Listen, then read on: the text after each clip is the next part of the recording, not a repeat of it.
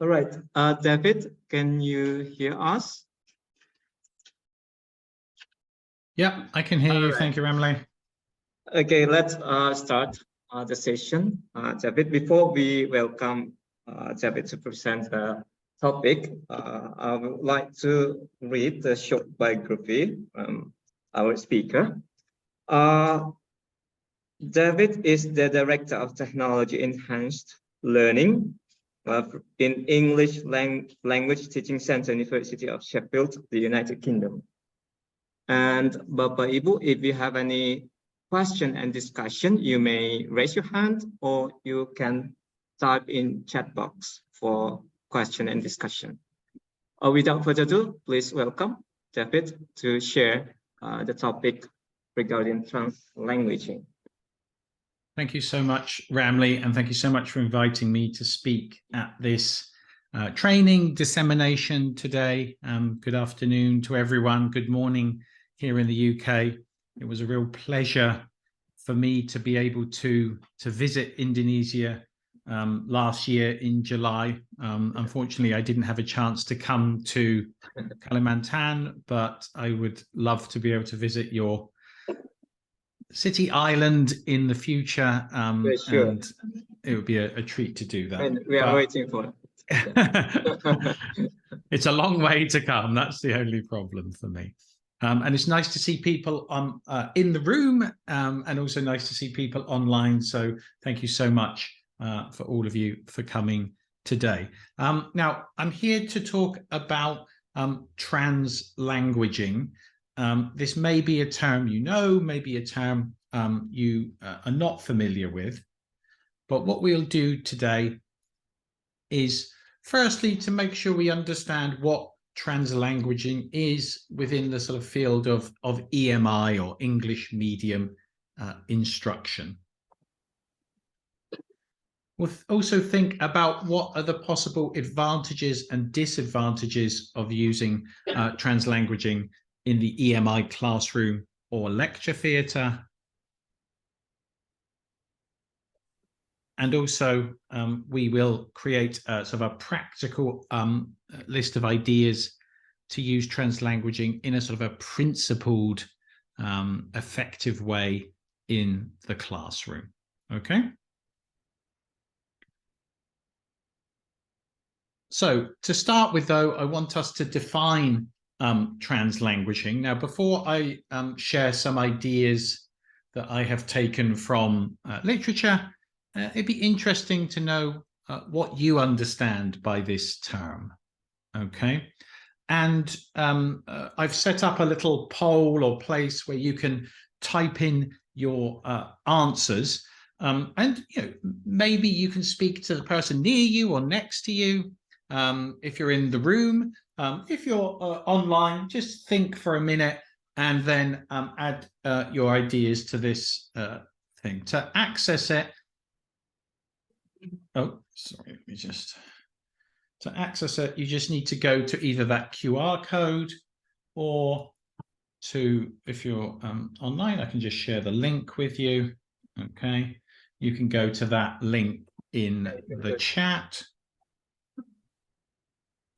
And that should take you to a page where you can add your own ideas about what you think translanguaging is. So if you want, please feel free to speak to a person near you or next to you. If you're in the room, or if you're online, just think for a minute by yourself and then add your ideas to the page.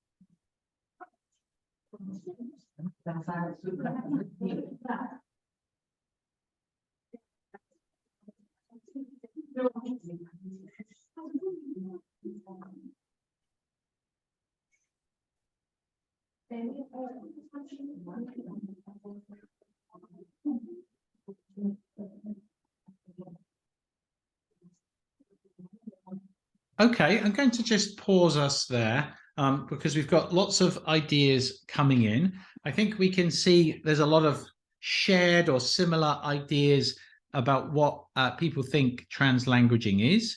I think the focus for most people's definitions is using more than one language, using multiple languages, using more than one language for teaching. I think this is an interesting one, and I think when we look at the definitions, this will be relevant. This idea of transferring meaning or getting across or sharing meaning using whatever language you have available to you. So I think if we come to defining translanguaging, I don't think there is one sort of agreed definition of translanguaging. There are different definitions from different perspectives or different disciplines. So, for example, there is a sort of a linguistics definition, which is, it's a little bit technical, but it says the integrated use of all the languages an individual speaks in a single linguistic system, often involving the mixing of grammatical, morphological, or lexical features from one or more language or dialect. And I think probably, in your situation, all of you probably speak 2 languages, maybe 3, maybe 4 languages. And there are times when you mix together languages, to get your ideas across, or maybe a word better in one language than in another, and so you bring a word from one language into your using of a different language to explain what you want. So that we have this within our brains, we have this single linguistic system which contains multiple languages that can be used. From a kind of a sociological perspective, it is more of the sociological act performed by bilinguals, anyone who speaks more than one language, of accessing different linguistic features or various modes of what are described as autonomous languages in order to maximize communicative potential. And I think that's a really key idea, this idea of communication, this idea of using all of the different languages we have to be able to get across the meaning or transfer meaning in any particular situation. And again, I'm sure that happens sometimes in your lives where in different situations, different languages can be used even in the same sentence or the same paragraph to get across the same idea. Now, from education, and perhaps this is where it's more closely related to EMI and what we do in our universities. And it is what we call the practice of encouraging the seamless use of all languages spoken by the students and teacher, rather than enforcing separation between the home languages of students and the language of instruction.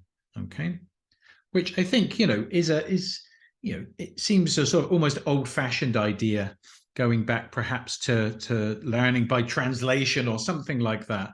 But I think this is a little bit different. It's more an awareness that, as people who speak more than one language, we have all of these wonderful resources available to us, and to insist or force people to only use one language when they may be able to bring in other languages to communicate, is something that we should encourage. Okay, and perhaps there is a kind of an ethical or moral point here as well. It's about valuing languages as well. It's about saying that, you know, this language, there's not a hierarchy of languages. Okay, there may be some languages which are spoken more in the world, you know, English, Chinese, Spanish. This does not make them any more important than any other language in the world. All languages are equally valuable. It's just that in some cases, some people speak more of them because of country size. Let's look at some of these examples in practice, okay? So in a lecture class or a university classroom, you know, here might be an example of where, you know, in a predominantly English class, we may use translanguaging. So for example, you know, when students are working in groups, they use their first language and sometimes English. They may switch between, let's say, Indonesian and English. However, when they report back to the teacher, they use English to summarize their discussion. Okay? So again, it may be awareness of when we can use certain languages, in what situations we can use certain languages. It's not that we always use this language in this situation, but we may, in different situations, switch between languages depending on what is needed. Another example might be, you know, for a lecture, the teacher provides you know, a list of key terms with their translations in the student's first language. Okay, and again, I think you know, in translanguaging, comparisons and connections between first languages and second languages are more encouraged. Again, I think in the past there was this focus on immersion and only speaking the second language or the target language. But I think under translanguaging, it's more encouraged to make connections and similarities between first and second languages.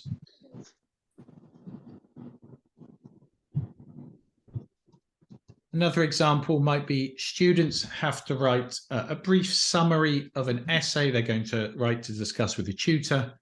They can write the summary in their first language or English, but the actual essay must be written in English.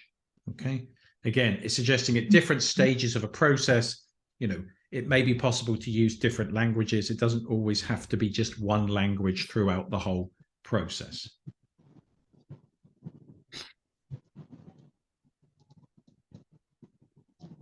Again, another example, students read an academic article in English, but write questions in their first language about things they didn't understand in it, and then maybe they can ask those to the teacher if they share a language.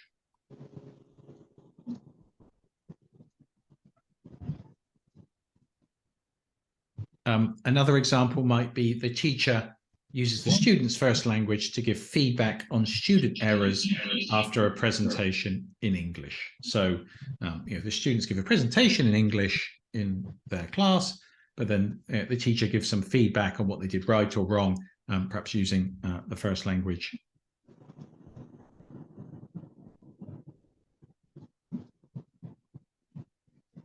Another example might be the teacher introduces some new keywords in the subject and asks students if they are same or different in their first language. Again, you know, making comparisons between language can be really useful. There's been lots of scientific studies that show that, you know, comparing and noticing similarities or differences between, you know, first and second languages can help students' linguistic awareness develop and help develop their knowledge of the language. Because there are obviously similarities. Languages share some grammatical features, some vocabulary features, and it's useful to sometimes make those comparisons to note the similarities and differences. Now, this all sounds great. It looks fine. It's great and sounds wonderful. But we do obviously have to think about what are the potential advantages and disadvantages of doing these kinds of things in the classroom, especially when we're thinking about English as a medium of instruction. So again, just for a short period of time, and again, if you're in the room, you can perhaps chat to the person near you or the people near you. If you're online, you may just want to think about this for a little bit and add your own ideas by yourself. In WooClap, this thing, we're going to look at the potential advantages and disadvantages of translanguaging. And you'll see here, there's a little drop-down menu where you can find the different advantages and disadvantages and then add your ideas there. Okay, so what I want you to do again for just sort of 5-6 minutes, maybe think about what are the potential advantages and disadvantages of using this translanguaging in an EMI classroom. If we're delivering a course in English, what are the potential advantages and disadvantages of using this technique of using all of the different languages as students know to help them express themselves. Okay. And again, if you need to access that link, there's the QR code again. I'll also put it in the chat again for those people who joined us later online. And again, if you're in the room, you can have a chat with the people near you. If you're online, just think about it for yourself and add a few ideas for what you think the advantages and disadvantages are.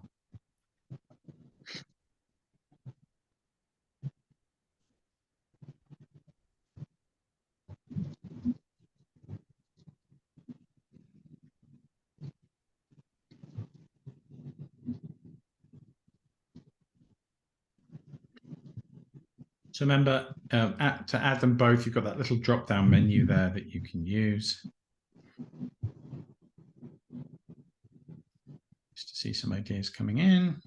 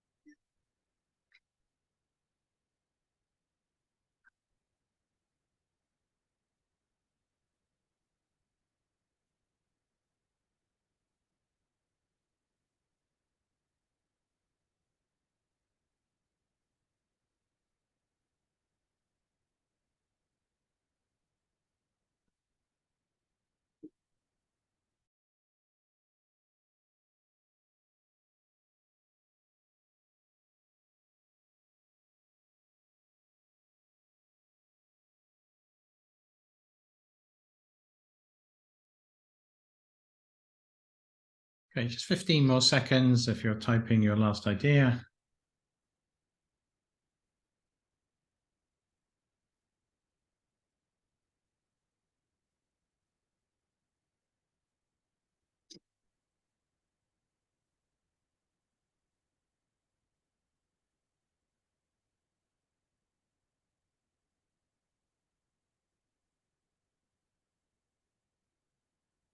Okay, thank you so much for doing that. Lots of fabulous ideas there, really. Some great ideas there. I'll just hide the disadvantages for now and let's focus on the advantages. Yeah, a lot of, again, some shared ideas, but a nice range of ideas as well. Yeah, this feeling that it might engage students a bit more, helps them, you know, if they're able to use their first language, it could be a bit more engaging for them. Yeah, I think a lot of the ideas about helping them to understand things better. You know, they may be finding it difficult in English, but perhaps having some explanations sometimes in their first language can make it clearer for them. You know, if they understand the content but don't always have the English, sometimes moving into a first language can help them do that. Yeah, maybe you're right. Better interaction in class. You know, when you ask them to work together, the fact that they can, you know, if they're struggling or having problems to explain something in English to each other, the fact that they can move into their different language might be really helpful for them. So lots of good positive advantages. What about the disadvantages, though? Someone said it'd be time consuming. I'd be interesting to know what they mean by that. I'm not sure. So if you are online or if you're in the room, if anyone can explain what they mean, can anyone explain what they mean by time consuming? Why is it time consuming?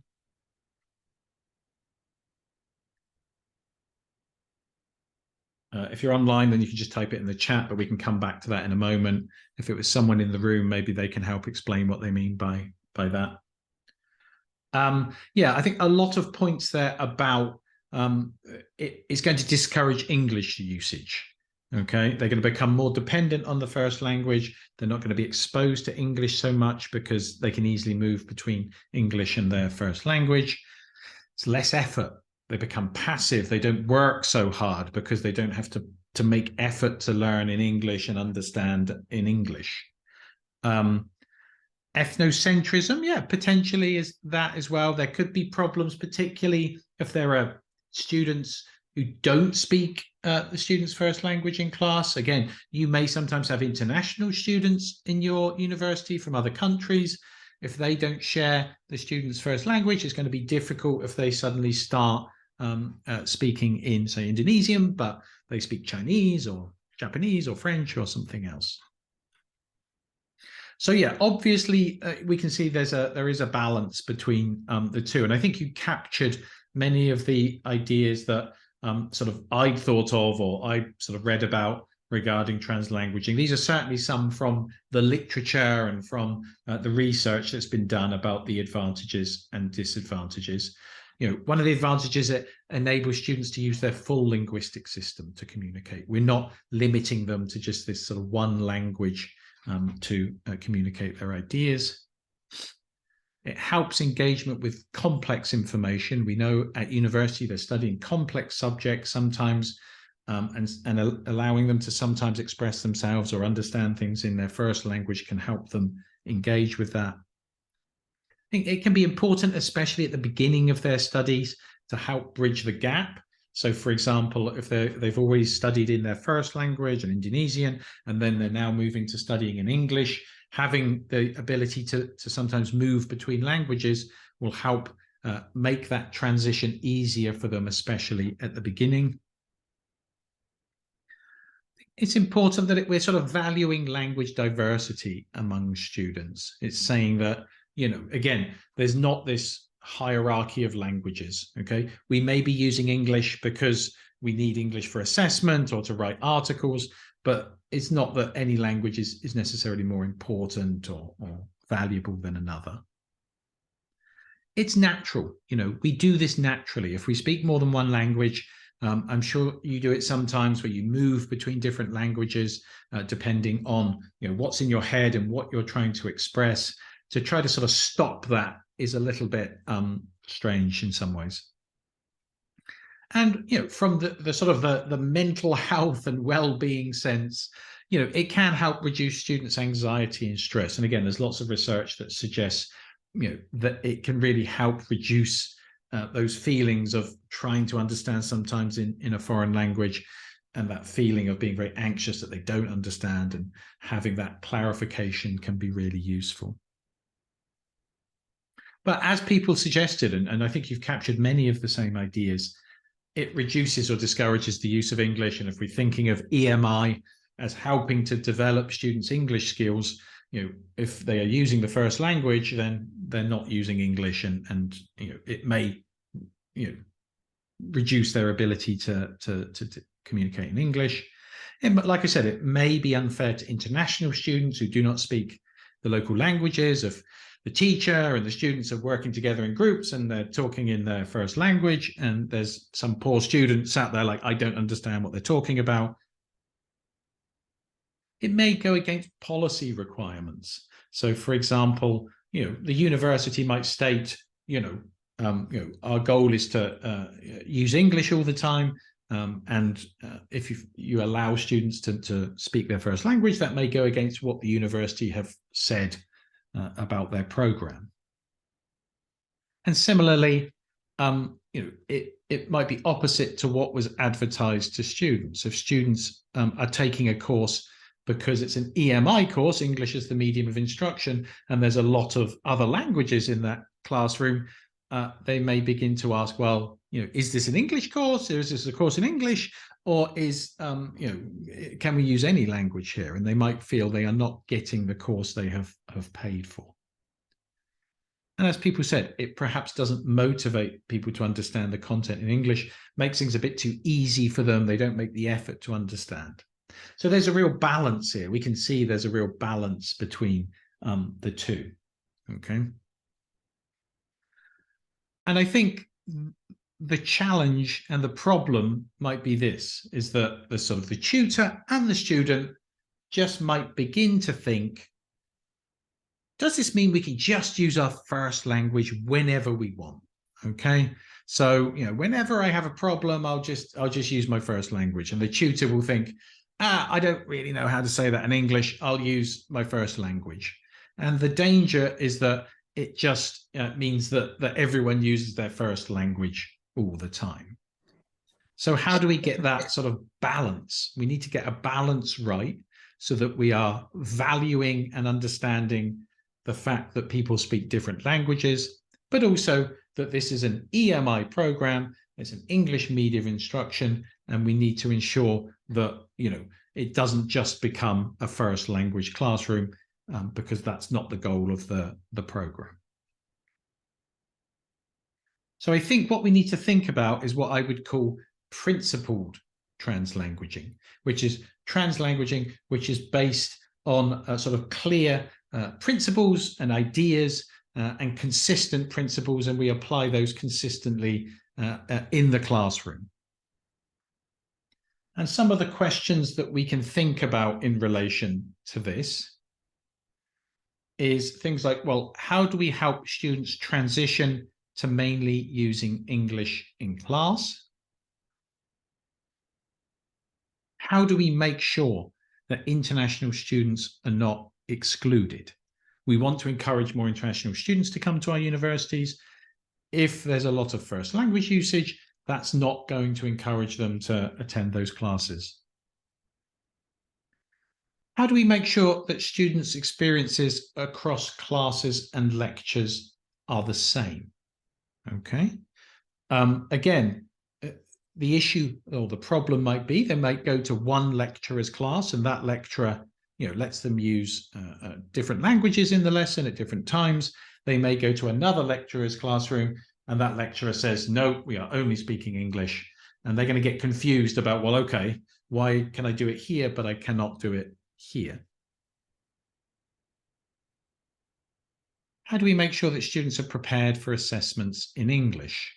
If we are running an EMI program, assessments and essays and presentations are likely to be in English. How do we make sure that they are prepared for those? How do we make sure that our students understand the use of translanguaging? Okay. How do we make sure that they understand sort of when and when not to do it? Okay. What I'd be interested to try, I'm not sure how successful this will be, but it would be nice to get some of your ideas about these questions onto a document. Okay. I've created a Google document which has a space where you can put some of your ideas in. Okay.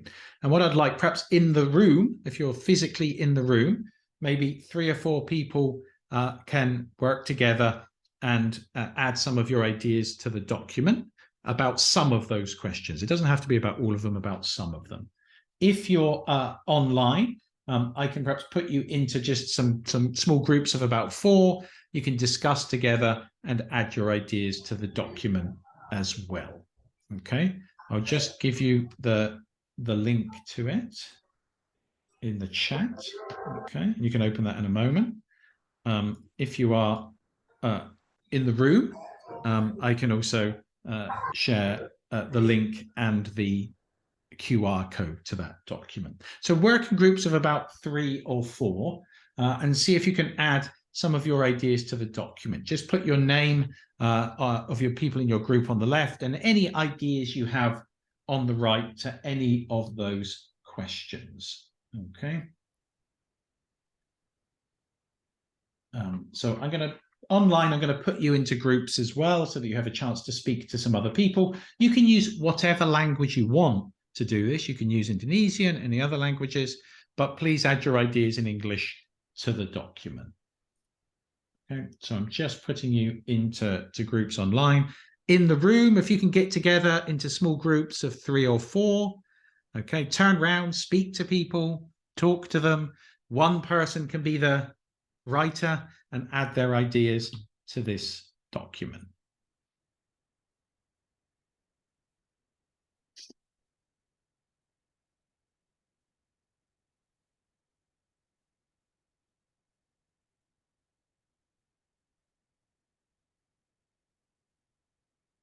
Again, there's the link and the QR code.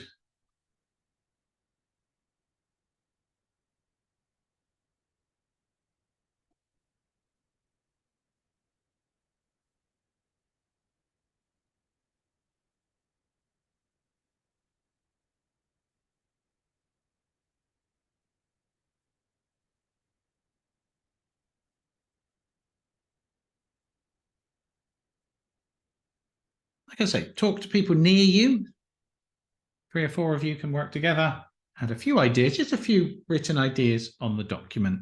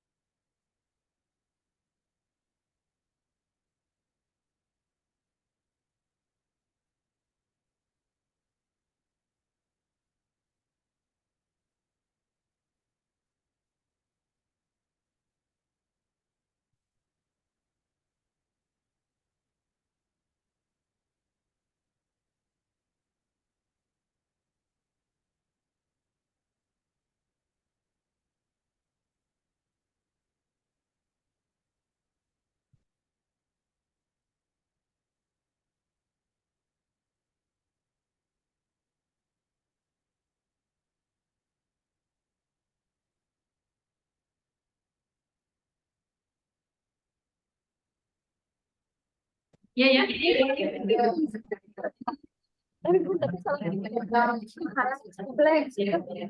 Rumah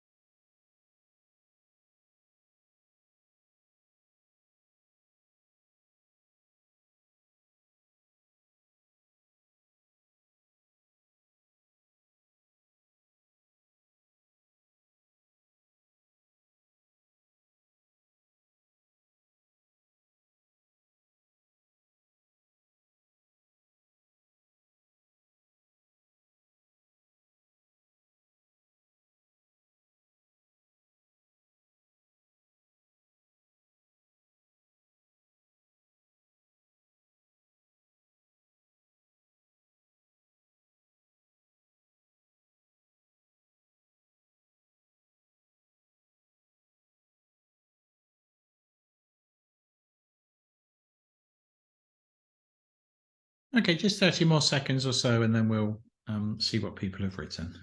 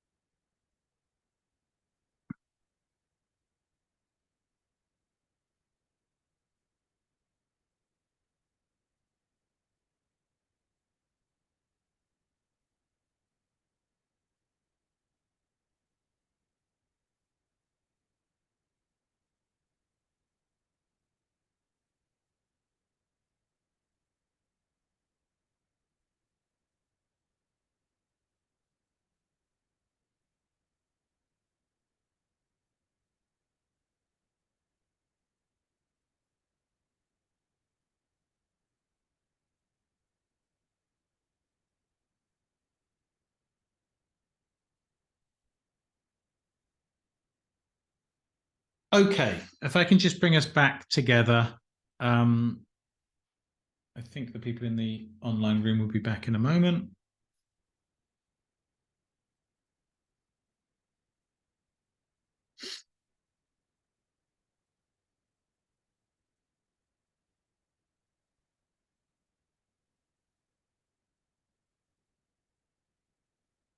Okay, I think people are back now in the main room. Thank you so much.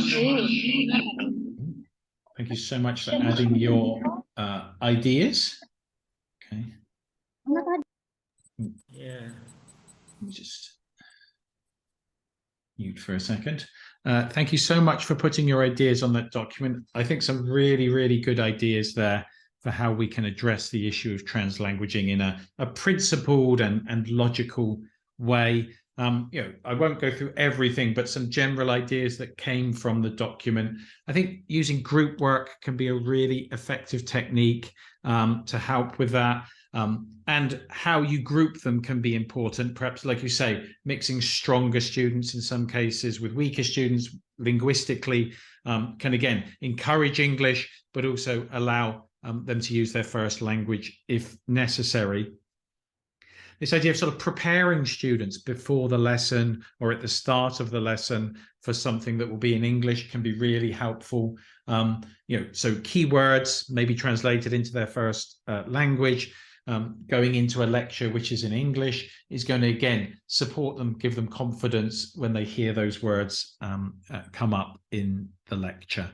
Trying to do things in English and then in the first language if necessary, if they are having problems. Opportunities to, for everyone to discuss and add their ideas. Again, group work can help with that. Letting the students choose perhaps who's going to report back from groups or give the information from groups, so that the ones who feel more confident at that stage of the course can do it in English. Checking learning is really important. So if we're doing it in English, if we check afterwards, then we can see, did they understand it? If not, then maybe we can then use their first language to clarify what they didn't understand. Lots of fabulous ideas, really, really good ideas there. Language name, give the students a language name. I wasn't not 100% sure what that means. If anyone can explain that, that's group 5, room 5. You can perhaps either turn on your microphone and explain or put it in the chat box. That would be great. It says, give the students a language name. For example, in Bahasa Salam, in English, we say greetings. Okay. That'd be interesting to know what that means exactly. This idea, I like this idea from Novi and Rami about mandatory use of English during discussions.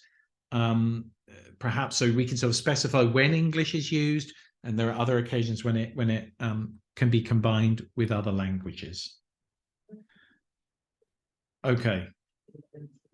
For reasons of time, I might just have to move on a little bit. To sort of summarize, because I think you had lots of great ideas. A lot of these are very, very similar. I think one of the things you said, that last point about being sort of, here you can speak it, here maybe not. Try to establish clear rules and guidelines for when the first language can and can't be used. Create them with your students if possible, or at least discuss them with your students and say, well, look, this is why we can do it here. This is why we perhaps can't do it here. But talk to them about it, explain to them so they're not sort of surprised or they don't understand why it's being used in different situations. I think particularly, when students start courses in English, use that first language as a bridge at the beginning to help them transition to an EMI context. They'll be anxious and stressed a little bit at the start. Using the first language a little bit more at the start can help bridge to a more English-focused classroom. I think it's important that you decide as a department or a faculty or a university on your general approach to translanguaging. What is going to be the general attitude and approach to translanguaging in our lecture theatres?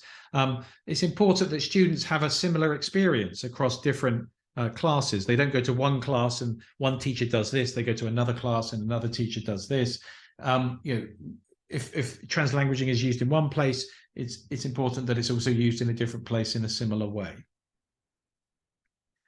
I think also make sure that students understand the difference in language for communication and language for assessment. Assessment is probably going to have to be in English, so they understand, okay, when we do a presentation, when we write an essay, this must be in English, but in other situations, it may be possible to combine languages and use translanguaging. I think also very important that we don't exclude anyone. I think the whole idea of translanguaging is that it's inclusive. It's including people's, all their knowledge and experience of different languages. But if there are other students in the class who don't speak the student's first language and they just sit there while other people talk in a language they don't understand, that's not really being inclusive. So we need to think about what we do to ensure that they don't feel separate or excluded from the class, and we make sure that, again, the rules and guidelines can help with this. If there's a student who doesn't share a first language, if students are in a group with that student, they must use English, otherwise it's going to be excluding that student from the situation. Okay, I think those are just some things to take away to start to think about. It's a big topic, and in any move to EMI, it's important that you discuss and come up with a clear plan and strategy for how you're going to use translanguaging on these programs in a way that is principled and is not just, when it's difficult, I'll use the first language. That's not what translanguaging is. It's not just, it's a bit difficult, let's use the first language. It's about a sort of a policy or principled use of students' complete language knowledge.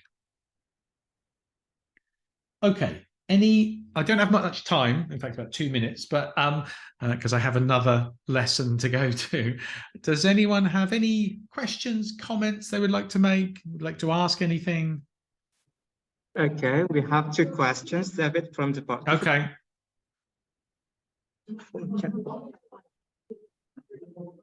They can be in the chat or they can be live. You don't mind. Hello?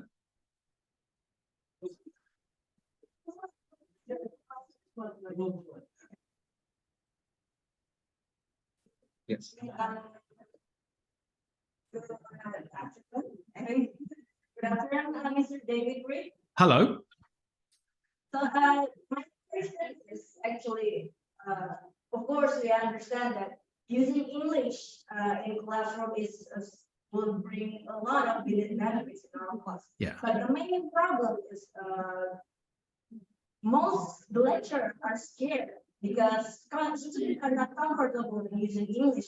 So yeah, the main problem is they become passive.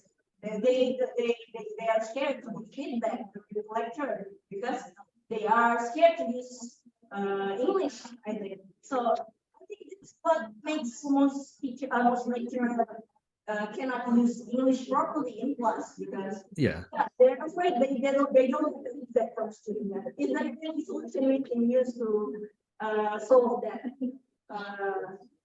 solve that problem actually. I think that's my question. Thank you. I think I didn't hear everything, but I caught some of that. I think it was about the problem of lecturers' language. Is that correct? That their English is perhaps not. They don't feel their English is strong enough to communicate in English to their students. I mean, I think there are solutions to this, and some of them you've already suggested. I think using other techniques. And obviously, if you're a lecturer and you have to give like a 60-minute lecture in English, that's a lot of work. That's a lot of speaking in English. This is where other techniques, you've suggested things like group work, breaking up lectures with group work and discussion can be a great way to put the focus on the students and not on the lecturer. I think it's really important that lecturers and departments work with their English language tutors within your university. And I'm sure there are language tutors there in the room. I know some of them from the training I've done with them. Work together with them to not only improve the language of the students, but also the language of the lecturers as well, so that there are sort of regular classes and input and support for lecturers' English as well as students' English as well. It's not going to magically happen overnight. Suddenly all the students speak perfect English, all the lecturers speak perfect English.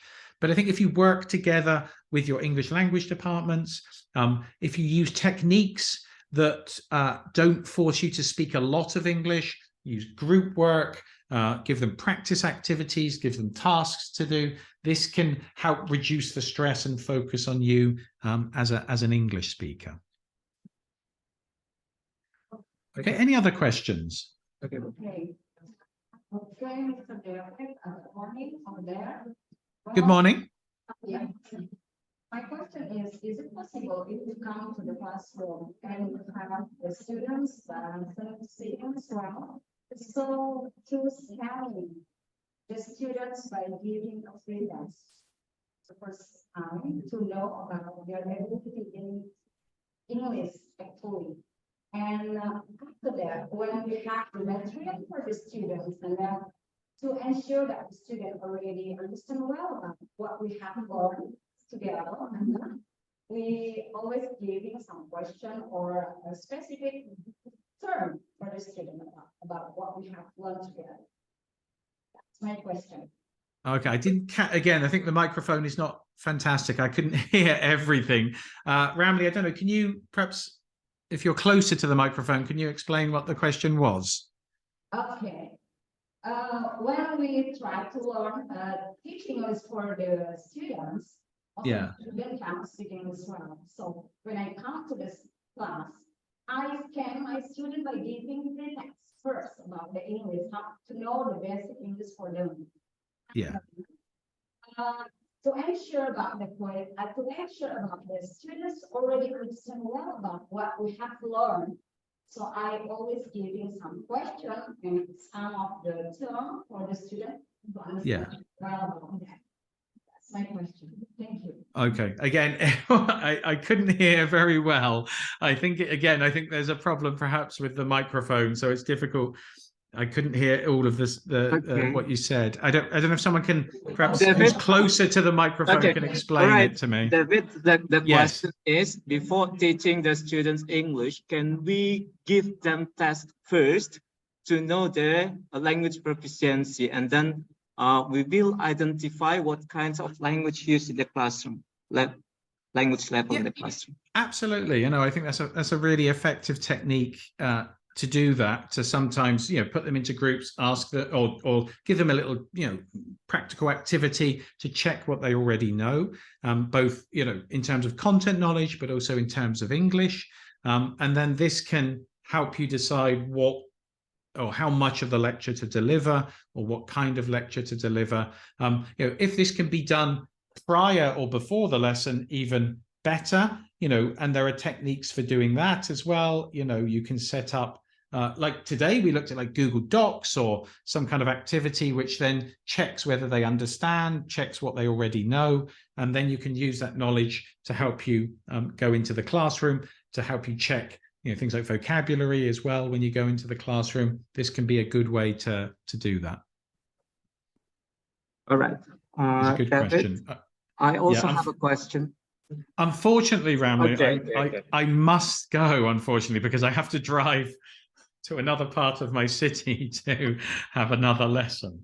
So I'm really sorry. Okay, that's but okay. What I can do, if you look on this thing, there is a QR code there, and there is a link there, and this will take you to a web page which has the slides from my session and a few other pieces of information and activities there. So I'll also put the link to that in the chat as well. It's a longer link in the chat, but that will take you to the link to that web page with all of that information. I'm sorry I couldn't stay longer to answer more of your questions. That's okay. But thank you so much. It's really a delight to meet you, and I hope to have the opportunity to visit Kalimantan at some point in the future. I would love to come there. Okay, man. Okay, we are waiting for that moment. Okay. Goodbye. Have a great day. Well, a great rest of your day. Bye-bye. Okay, right, David. Thank you very much for having you in this workshop seminar. After this, we'll be considering and planning to apply or to succeed EMI program in our institution. So we are looking forward to having you in the future development programs, and please visit our institution. I would love to. Okay, Have a great David. day. Bye-bye. Yes, thank you very much.